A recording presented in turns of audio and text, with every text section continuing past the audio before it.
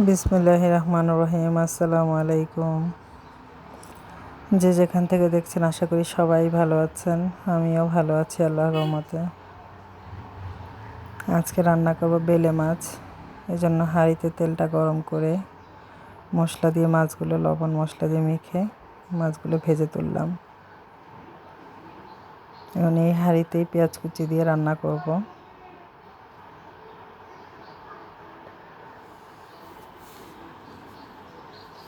পেঁয়াজটা লাল লাল করে ভেজে নেব।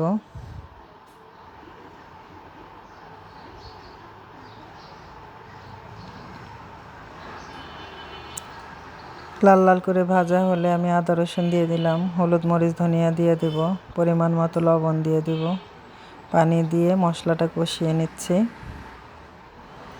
কষানো হলে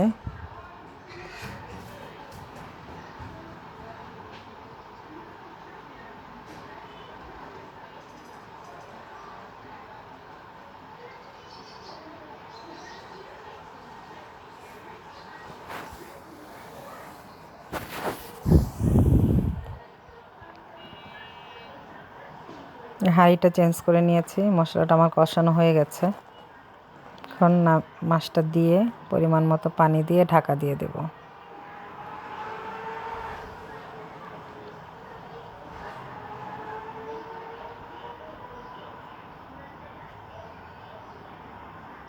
মাছটা প্রায় হয়ে এসেছে।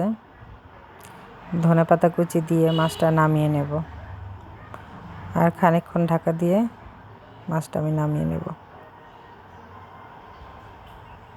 মাছটা হয়ে গেছে। কেমন হয়েছে? কালারটা তো খুব সুন্দর এসেছে, খেতেও স্বাদ হয়েছে। আসসালামু আলাইকুম।